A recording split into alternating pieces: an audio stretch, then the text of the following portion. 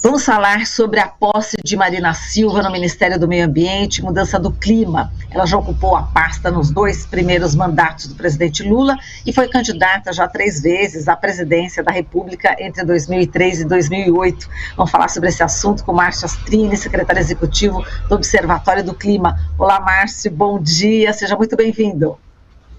Oi, Marilu, bom dia para você e para todos que nos ouvem. Bom, vamos falar aqui sobre uma frase, né, do discurso de posse de Marina Silva, que foi manchete aí de vários jornais, sites, e faz menção àquela frase infeliz do ex-ministro do governo anterior sobre passar a boiada, né, Astrini, que é boiadas passaram por onde deveria passar apenas proteção. Falou que políticas ambientais adotadas pela gestão anterior foram aí um desrespeito com o patrimônio socioambiental brasileiro, agradeceu os parlamentares que fizeram a resistência junto com servidores e representantes da sociedade. E Astrini, você que foi dos que também mais resistiram, conversamos aqui várias vezes, né, em momentos tão dramáticos nos últimos 4 anos. Inicialmente, qual que é o peso, né, que o nome Marina Silva representa para a reconstrução nessa área no panorama mundial? É uma retomada, né, Marilu? A gente ficou com uma vacância de 4 anos na cadeira do Ministério do Meio Ambiente, onde a gente não teve em nenhum momento desse período um ministro de meio ambiente. A gente teve ministros do desmatamento, ministros do desmonte ambiental, ministros da grilagem de terra, mas nós não tivemos ninguém que cuidasse do meio ambiente. Vamos lembrar que o Bolsonaro, em 2018, até um pouquinho antes de assumir a presidência, ele já dizia que queria acabar com o Ministério do Meio Ambiente. Não fez isso numa tacada só, mas fez isso no dia a dia. Ele sabotou totalmente a governança ambiental no Brasil, não inaugurou o desmatamento, mas inaugurou a parceria do governo com o crime ambiental. Foi um governo que governou para o crime ambiental no Brasil, fez tudo o que era possível para facilitar a vida dos ilegais e para diminuir a proteção ao meio ambiente no nosso país. Diminuiu o nome do nosso país internacionalmente, o desmatamento na Amazônia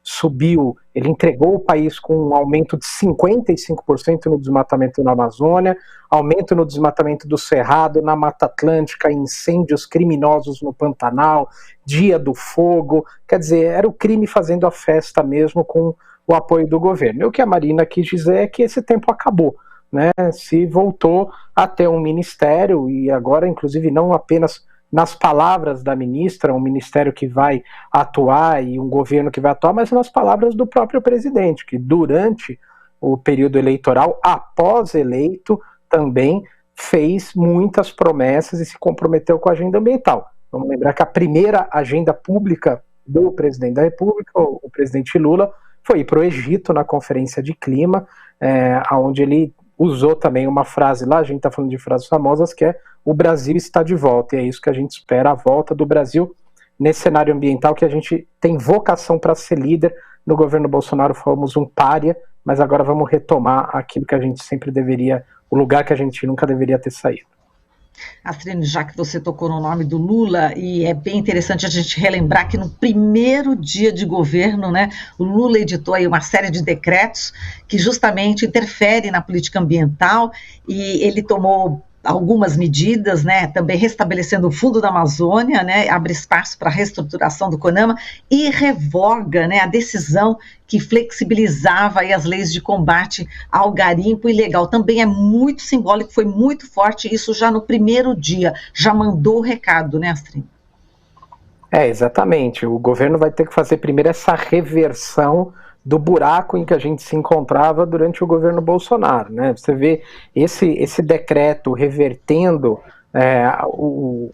esse incentivo ao garimpo em terras indígenas no Brasil, mostra o quanto que o governo anterior estava comprometido com o crime, quer dizer, ele fazia atos a favor daqueles que estavam destruindo. A retomada do Fundo Amazônia também foi extremamente importante, porque nós temos 3 bilhões de reais que o governo anterior decidiu não usar, porque é um dinheiro que tem uma regra, que é combater o desmatamento, e o governo anterior não queria combater o desmatamento, e esses recursos, eles agora vão poder ser utilizados pelo governo para colocar de novo operações no campo. É polícia prendendo criminoso mesmo, aquele sujeito que está roubando terra pública, por exemplo, patrimônio de todos os brasileiros, e se dando bem com isso. Né? Então, essas pessoas precisam ser identificadas, elas precisam ser punidas, os recursos do Fundo Amazônia podem ser utilizados para isso. Voltou o PP-SEDAM, que é um plano que a própria Marina tinha concebido lá na primeira gestão do governo Lula.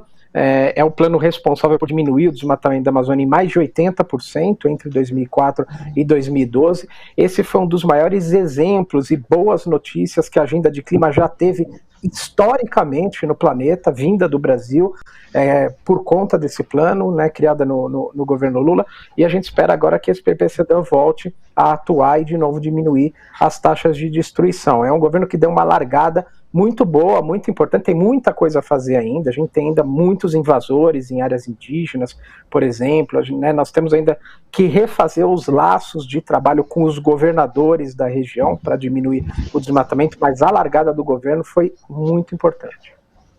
Bom, para quem não sabe, né, Astrine, PP-SEDAM é Plano de Ação para Prevenção e Controle do Desmatamento na Amazônia Legal, como você também já relembrou aí. Astrine, vamos falar sobre o nome, né, do Ministério. Agora é Ministério do Meio Ambiente e Mudança do Clima. Como diz a Mariana, não é essa retórica não, é importantíssimo essa ênfase na mudança do clima. Eu gostaria que você pontuasse a respeito dessa decisão na mudança do nome do Ministério.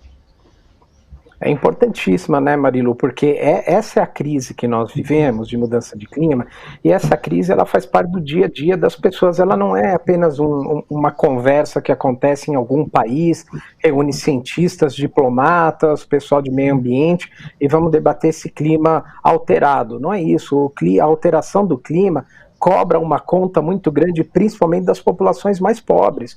Quando a gente vê seca extrema em um local, quem mais sofre com essa seca são os pequenos agricultores que não têm condição de se adaptar, aquelas pessoas que já têm muita dificuldade de manter o seu plantio, às vezes um plantio de subsistência, e vão perder inclusive esse seu roçado pequeno que usam para sustentar a sua família. E vai ter menos alimento sendo ofertado no supermercado. Quem vai ter mais dificuldade de comprar, porque o preço do alimento vai subir, é também a população mais pobre. Quando a gente vê chuvas extremas acontecendo, casas infelizmente desbarrancando, quem morre nessa situação, quem perde as suas casas, são as populações mais carentes. Então, quando a gente fala de crise do clima, a gente está falando de crise humanitária, um problema social terrível, né? Um país como o Brasil, que tem grande parte da sua economia dependente da produção de alimentos, você mexe no regime de chuvas, mexe no período de seca, a gente diminui a capacidade de produzir comida.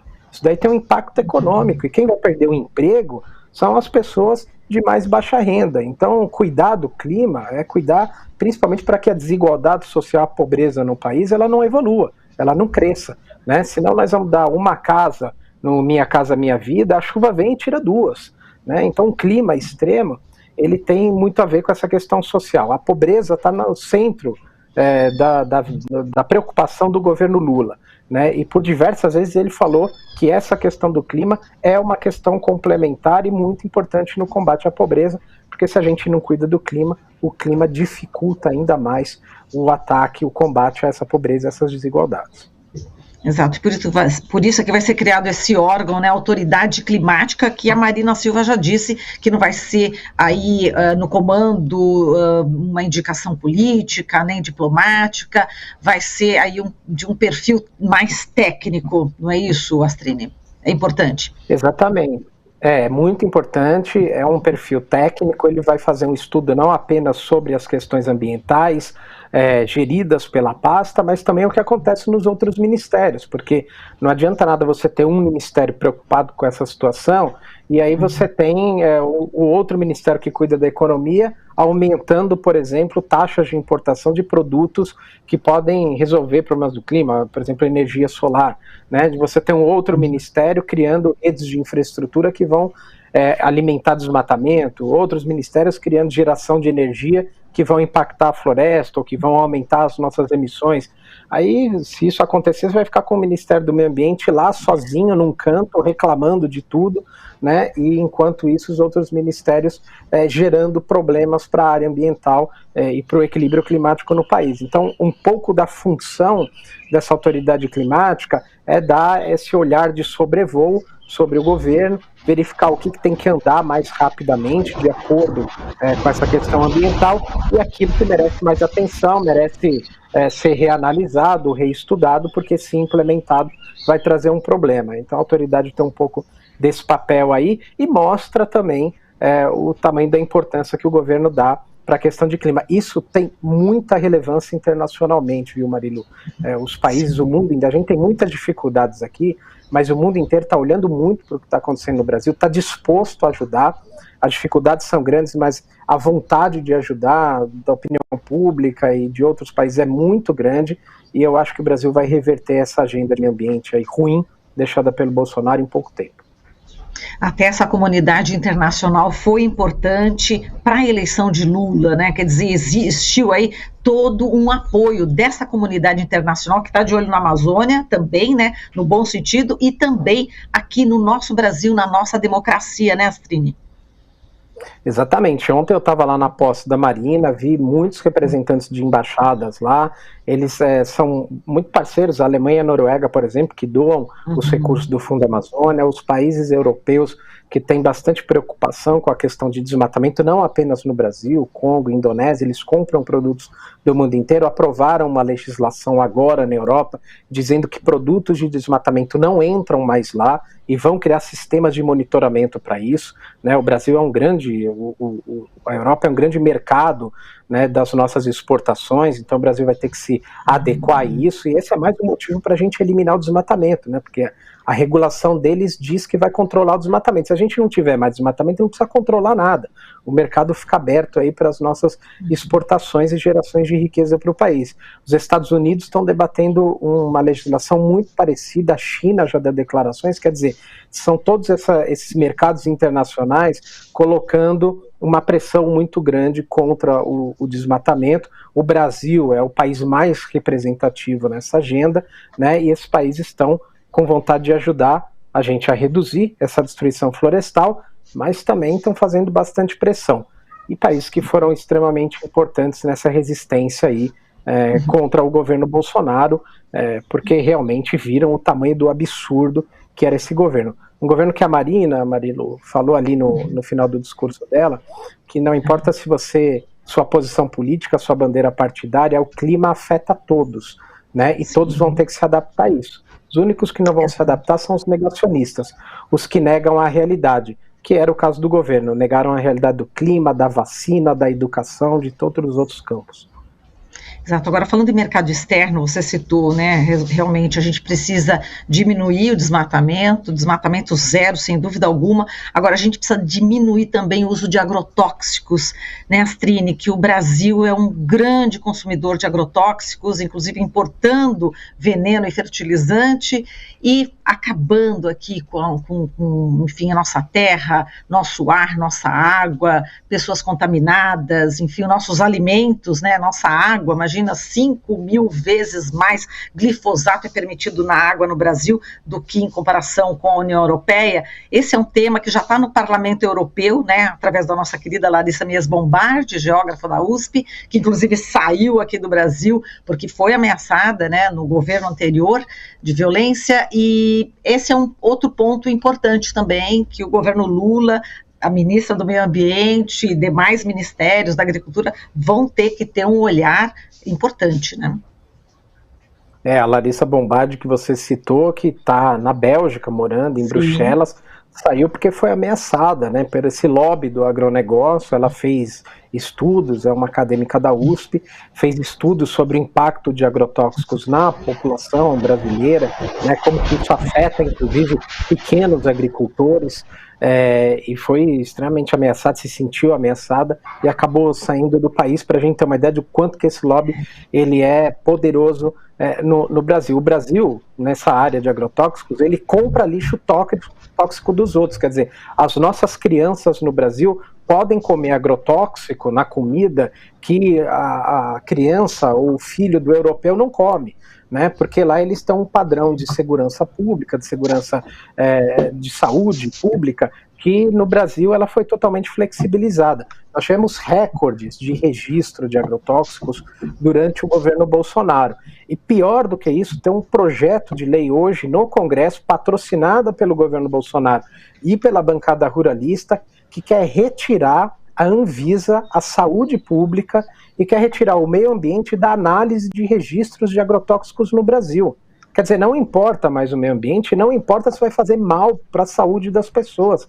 Os únicos que vão analisar se pode ou não usar um agrotóxico no Brasil, segundo esse projeto de lei, são os próprios vendedores de agrotóxicos, é o Ministério da Agricultura, que tem interesse apenas comercial e de verificar se isso daí vai ser bom ou ruim para a safra. É um absurdo gigantesco e não pode acontecer no nosso país, ainda mais um país que tem grande parte do seu território utilizado para agropecuária, para agricultura. Quer dizer, você libera geral de veneno assim de agrotóxicos, vai trazer riscos não apenas como se fosse apenas para os rios, para a biodiversidade, mas a gente pode ter um descontrole geral naquilo que é agrotóxico, que vai virar um veneno no prato de comida das pessoas, e tudo isso em nome de um lobby, de uma indústria que vê nos países e nesses países principalmente agrícolas como o Brasil, apenas um mercado de destino dos seus produtos. A gente precisa barrar isso, conseguimos segurar aí a muito custo durante o governo Bolsonaro, e a gente espera agora que com o governo Lula a gente refaça todo esse debate, a gente tenha mais controle sobre agrotóxicos e não menos. E Astrini, vamos falar aqui do IBAMA, né? Qual que é a expectativa, né, em relação à própria estrutura, né? A gente tem aí praticamente, está no osso, como a gente fala popularmente, né? Pouquíssimos funcionários, e essa questão da fiscalização, muitas multas aí abandonadas. Esse também é um outro ponto que é fundamental, essa fiscalização, mas que as multas sejam pagas também, né, Astrini? E que a gente tenha gente lá que realmente tem algum compromisso ambiental, né? Vamos lembrar que o presidente do IBAMA atual foi afastado do cargo por 6 meses porque tinham indícios ali de laços dele com interesses de madeireiros. O próprio ministro do Meio Ambiente, né, do Brasil, ele teve que sair do Ministério pedir renúncia para não ser preso, porque a Polícia Federal indiciou ele por 9 crimes no Supremo Tribunal Federal. Então essa era a situação que a gente tinha no Ministério do Meio Ambiente. Não é que o crime estava fora, não. O crime estava dentro do Ministério, né? É uma parceria. Era isso que acontecia. E agora nós vamos ter que reestruturar. O novo governo vai ter que dar um novo comando para todo o IBAMA, mas não vai tirar o IBAMA da situação em que não vai encontrar o IBAMA na situação que estava 4 anos atrás, porque durante esses últimos 4 anos foi feita uma verdadeira sabotagem, né? Os funcionários foram afastados, eles foram pressionados, intimidados, alguns pediram aposentadoria, transferência, licença não remunerada, pararam de trabalhar, todos os sistemas de gerenciamento de informações, de geração de inteligência, de saber quem que está desmatando aonde, né, quem que precisa ser punido, qual a operação policial que precisa ser colocada em campo, tudo isso daí foi paralisado. Então retomar demora um certo tempo, né, e o sistema que foi criado, antiambiental, no IBAMA, era mais ou menos o seguinte: o fiscal não podia ir para campo, primeiro porque não tinha orçamento, segundo, se fosse para campo, ele tinha acontecido esse milagre de ir para campo, ele tinha uma série de impeditivos para aplicar a lei. Se o fiscal aplicasse, por exemplo, uma multa, ele estava sob risco de ser julgado administrativamente e sofrer um processo de punição. Caso ele conseguisse aplicar a multa, essa multa ela ia para uma câmara de avaliação e a multa praticamente ela sofria um processo de prescrição ou de não cobrança, porque essa Câmara inventada pelo governo, a Câmara de Conciliação inventada pelo último governo, ela simplesmente congelou todo o sistema de cobrança de multas no Brasil. Quer dizer, você não ia para campo, se ia, não podia aplicar a multa, se aplicasse a multa corria riscos, né, de ser processado, e mesmo assim, se você chegasse à etapa final, a multa que você aplicou não era cobrada. Então é um incentivo ao crime. Você está dizendo, quanto governo, que você, crime ambiental que está instalado, pode trabalhar à vontade porque eu não vou lhe perturbar.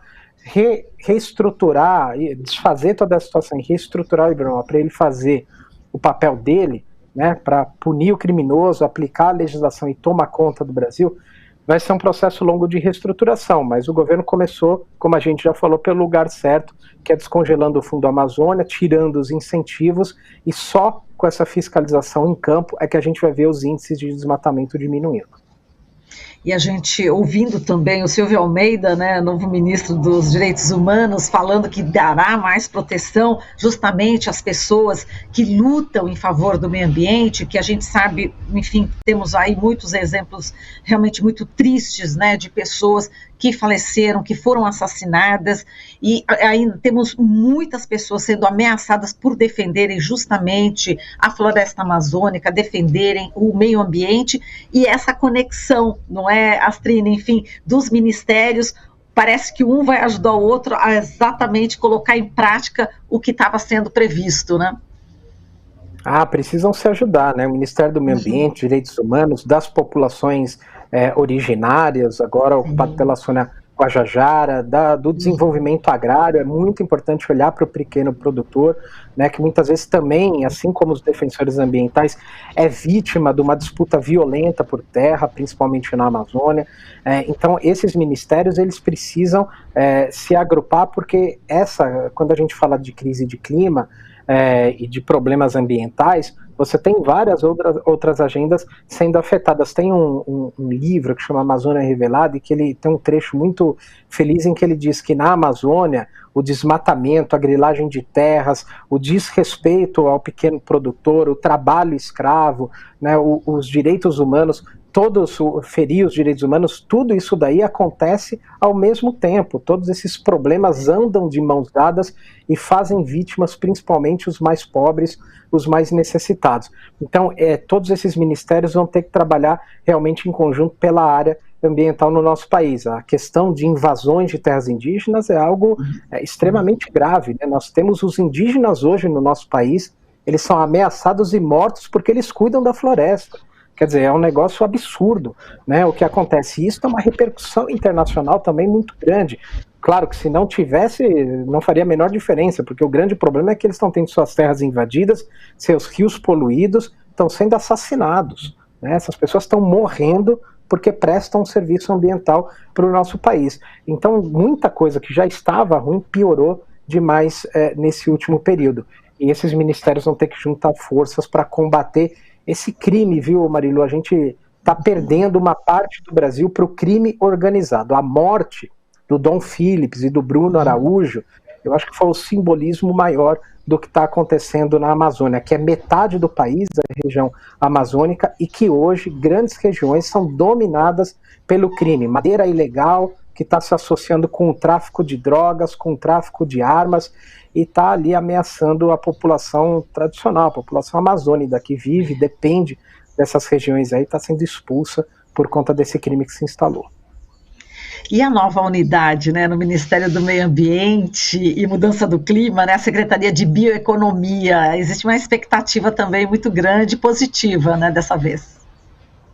É muito grande, né, porque a gente está falando aqui de crime, mas esse crime, quando ele se instala em algum local, infelizmente, ele gera uma economia e que às vezes o pai e a mãe de família que estão ali não tem outra alternativa a não ser trabalhar nessa economia para poder colocar um prato de comida para o seu filho, né? Tirar apenas esses criminosos não vai resolver o problema. Você precisa colocar alguma coisa no lugar, uma alternativa econômica para que essas pessoas possam trabalhar sem que elas estejam ali alimentando essa cadeia criminosa. A bioeconomia, essa secretaria, tem esse papel, dessas alternativas econômicas para a população, gerar renda, distribuir ainda mais renda. A Amazônia tem esse potencial, é um local riquíssimo, pouco explorado, não temos nem ideia, na verdade, do quanto a Amazônia pode gerar de recursos para o nosso país, de economia boa, sustentável, saudável, com a floresta em pé. Sabemos que é muita coisa, né, o extrativismo na Amazônia, a geração de conhecimento, de cosméticos, de fármacos, de produtos para a floresta, elas são um potencial econômico gigantesco para o nosso país. A gente precisa investir nisso, tirar o pessoal que está desmatando, que está acabando com essa floresta que é tão rica, e colocar ali uma ciência, uma nova economia que gere esses recursos para o nosso país a partir da floresta viva. Falando em floresta viva, tem aí o Serviço Florestal Brasileiro, né, que justamente vai trabalhar para a recuperação aí da vegetação nativa, a recomposição das florestas, e como é que a gente pode, né, o Ministério do Meio Ambiente pode envolver a sociedade, né, como um todo, enfim, aí eu falo todos, né, enfim, crianças, adultos, pessoas que gostam, eu gosto muito, né, de recolher sementes pelas ruas, fazer mudas de árvores, de ipê, enfim, seria interessante mesmo um projeto que envolvesse também a sociedade como um todo, Astrine, nesse reflorestamento. Sim. Com certeza, tem muitos projetos. O próprio reflorestamento, ele pode ser um gerador de renda, né, para populações que já vivem no campo. A gente tem o Bolsa Floresta, que ele foi extinguido há alguns anos, mas deve voltar agora no governo Lula, que é uma espécie de incentivo financeiro, como se fosse um Bolsa Família, mas para quem vive ali em regiões de floresta, um incentivo para que essas pessoas cuidem, virem verdadeiros cuidadores da Amazônia, pessoas que vão fazer o replantio também. Você pode transformar isso num programa, né, que vai gerar renda para as pessoas. No nosso dia a dia, nós temos muito o que fazer pelo meio ambiente. Eu diria que a mais importante ação é a ação cidadã, da gente ficar de olho naqueles que foram eleitos. Porque esse trabalho todo que nós estamos falando aqui, de reconstrução, ele já é difícil.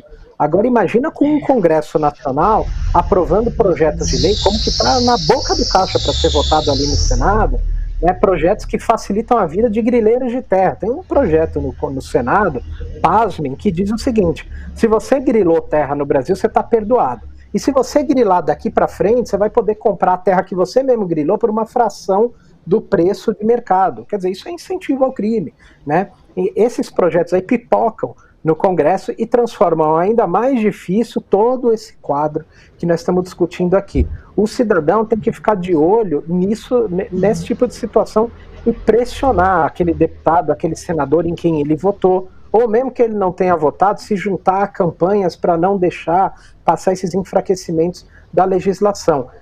Então, essa prática cidadã, né, de você pressionar os políticos, ela é extremamente importante. E nós temos no nosso dia a dia também todos os hábitos que vão nos aproximando dessa agenda ambiental.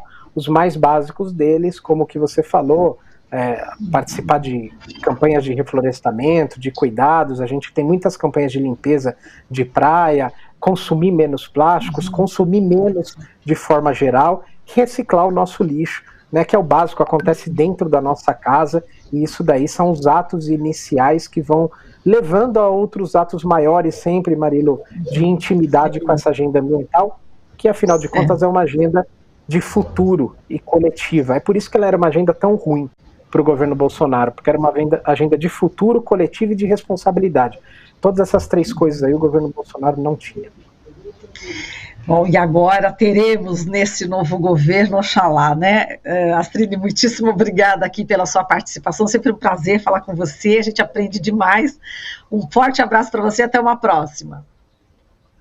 Eu que agradeço, um forte abraço, bom dia para todo mundo, até mais. Bom dia, até mais. Falamos aqui com Márcia Astrine, secretária executiva do Observatório do Clima.